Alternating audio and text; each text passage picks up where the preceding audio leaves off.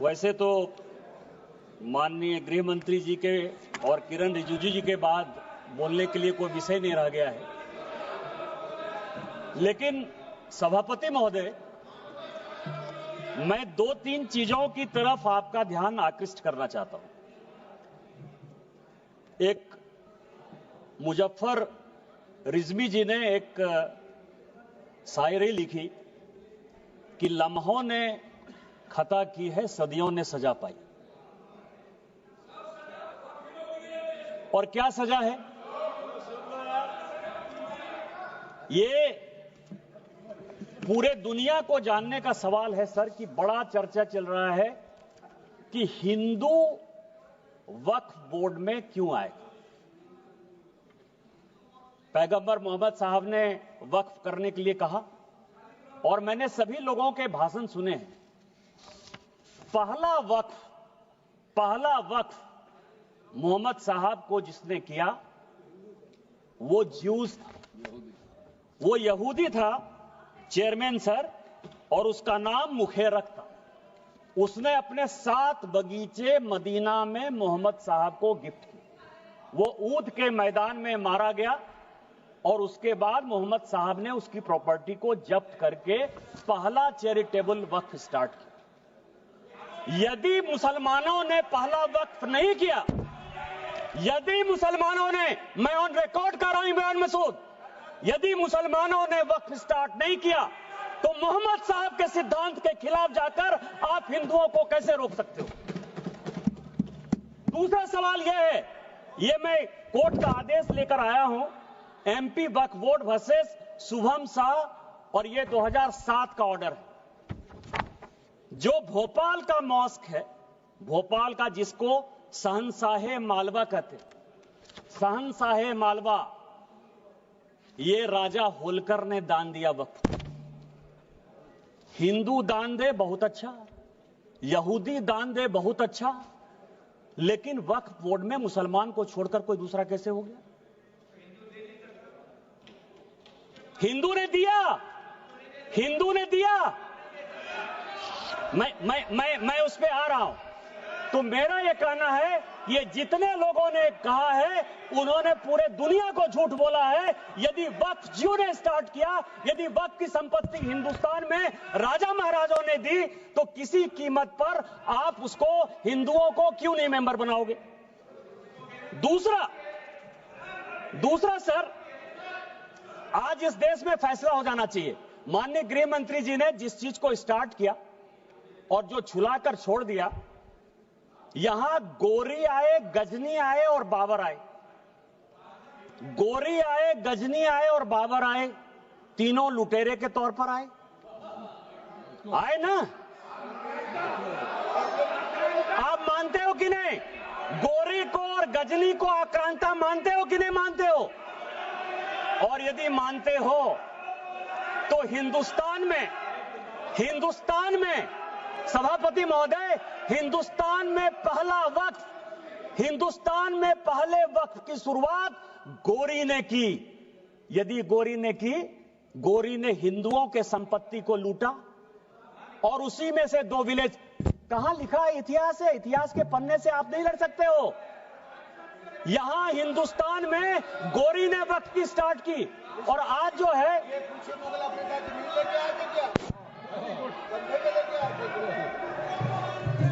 माननीय, मैं आप शहर को एड्रेस कीजिए, बाकी लोगों को। मैं सभापति महोदय, मैं दूसरी चीज आपको कह रहा हूं। इस देश में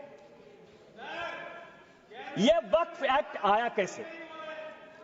ये जिन्ना को पाकिस्तान बनाने का जिम्मेवार मानते हैं या नहीं मानते? पहले इन लोगों से ये पूछ लीजिए सर, फिर मैं बोलूंगा। यदि जिन्ना को मानते हैं, ये मैं पेपर लेकर आया हूं सर। 1910 में कांग्रेस पार्टी ने मुंबई से एक रिजर्व सीट जो मुस्लिम की गई, उससे जिन्ना को मेंबर ऑफ पार्लियामेंट बनाया, और उन्होंने 1911 में मुसलमान वक्फ बोर्ड बनाया। ये प्राइवेट आदमी ने बनाया, जिन्ना ने बनाया, जिसने पाकिस्तान बनाया, और आज फिर वक्फ वक्त के नाम पर ये इस देश का बंटवारा करना चाहते हैं। दूसरा सर, दूसरा आजादी के बाद यहां सभी मेंबर ऑफ पार्लियामेंट बैठे हुए हैं। सभापति महोदय, यहां सभी मेंबर ऑफ पार्लियामेंट बैठे हुए हैं। एक मेंबर ऑफ पार्लियामेंट बताए कि किसी का प्राइवेट मेंबर बिल पास हुआ है? एक मेंबर ऑफ पार्लियामेंट, यहां पार्लियामेंट में 77 से स्वागत बाबू बैठे हुए, एक मेंबर ऑफ पार्लियामेंट बताए कि 77 के बाद से एक भी प्राइवेट मेंबर बिल पास हुआ है? मेरा पास हुआ है, इसलिए मुझे पता है कि मेरा रिजोल्यूशन पास हुआ है। क्या रिजोल्यूशन पास हुआ है? धारा 370 खत्म होना चाहिए, 35 से खत्म होना चाहिए, कश्मीरी पंडितों को अधिकार होना चाहिए। वो इसलिए पास हुआ कि भारतीय जनता पार्टी की आइडियोलॉजी थी। मैं भारतीय जनता पार्टी का सांसद था, सरकार उसको पास कराना चाहती थी, इसलिए पास हो गया।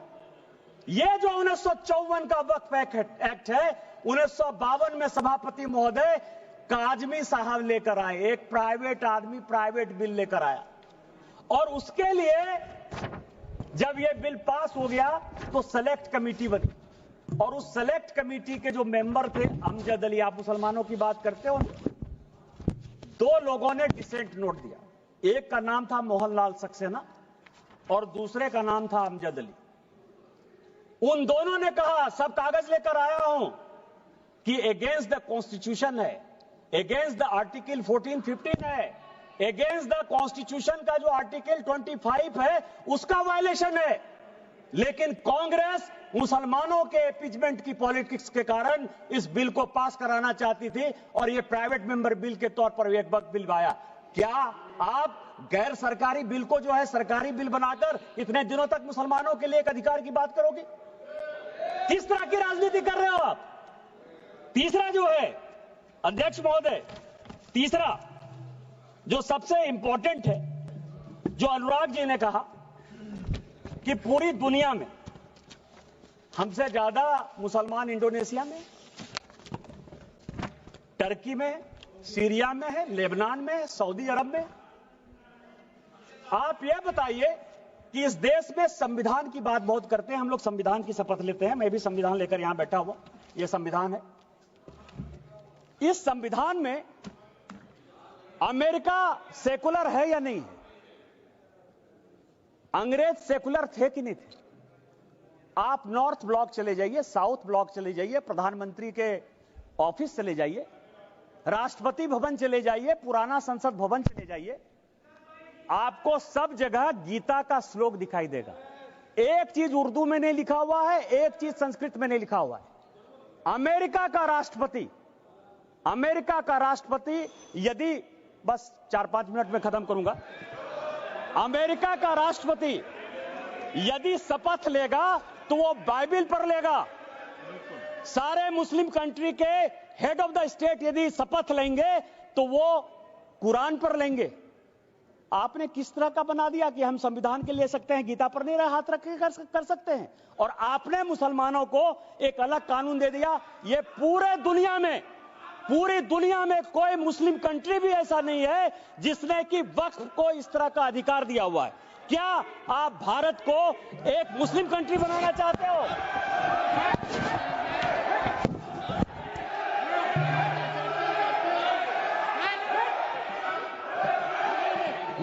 मैं सभापति महोदय इस सदन की जानकारी के लिए 1947 में जब जवाहरलाल नेहरू ने शपथ लिया ना प्रधानमंत्री पद का, तो यह संविधान नहीं था। उन्होंने गीता पर हाथ रखकर जो है शपथ लिया था प्रधानमंत्री का। उनको आप सेकुलर मानते हो कि नहीं मानते हो? मैं भी पूरा पढ़ के आया। गीता पर हाथ रखकर, यह संविधान की शपथ नहीं ली थी नेहरू ने, उन्होंने गीता की शपथ खाई थी। क्या आप उनको सेकुलर मानते हो कि नहीं मानते हो?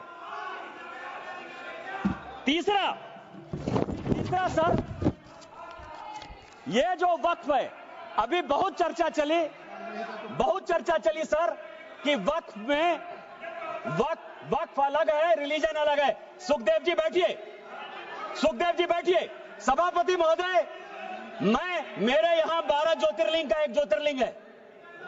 विधानसभा ने कानून बनाया है और उसका सचिव मेंबर ऑफ पार्लियामेंट होने के नाते मैं उसका, मेरे पहले जो सांसद थे फुरकान अंसारी वो उसके ट्रस्टी थे, और अभी 6 महीने पहले तक हाफिजुल हसन एक मुसलमान हमारे बैद्यनाथ ट्रस्ट का सेक्रेटरी है।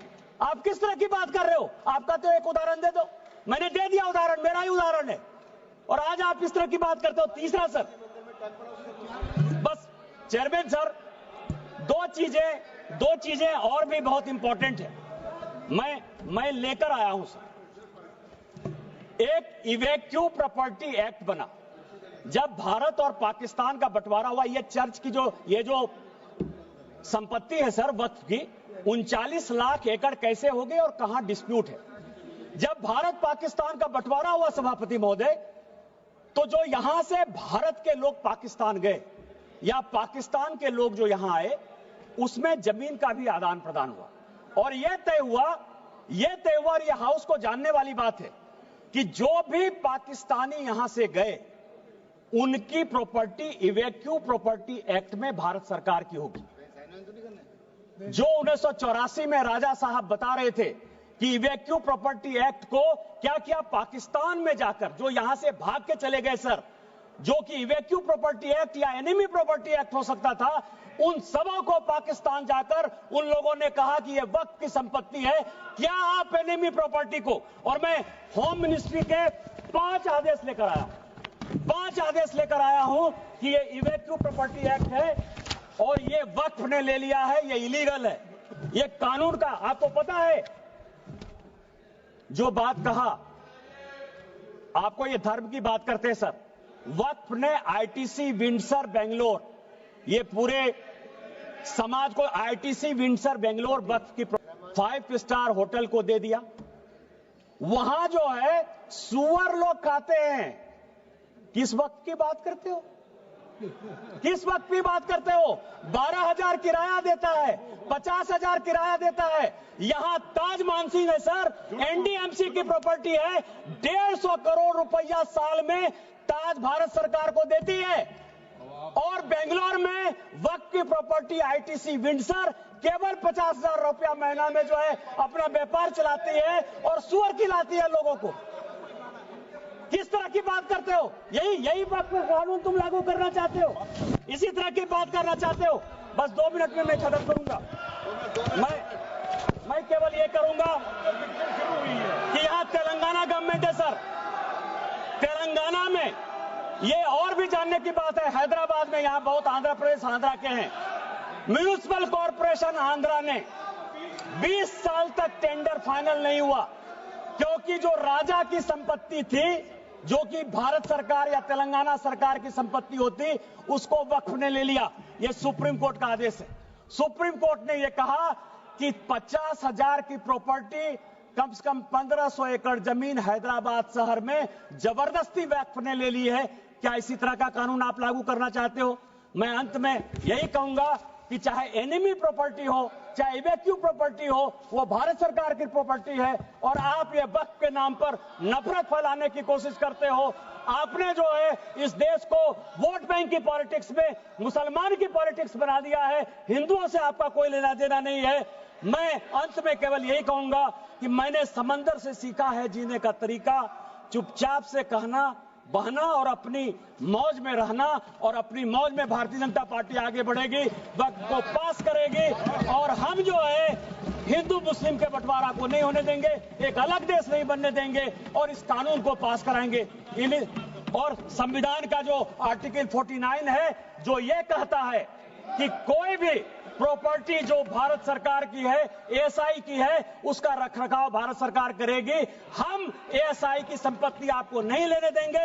ये संविधान की रक्षा करेंगे, भारत की रक्षा करेंगे, और माननीय प्रधानमंत्री जी के रहते सबका साथ सबका विकास के मापदंडों पर खरा उतरेंगे। इन्हीं शब्दों के साथ जय हिंद, जय भारत। धन्यवाद। माननीय सदस्य आबू ताहिर खान जी।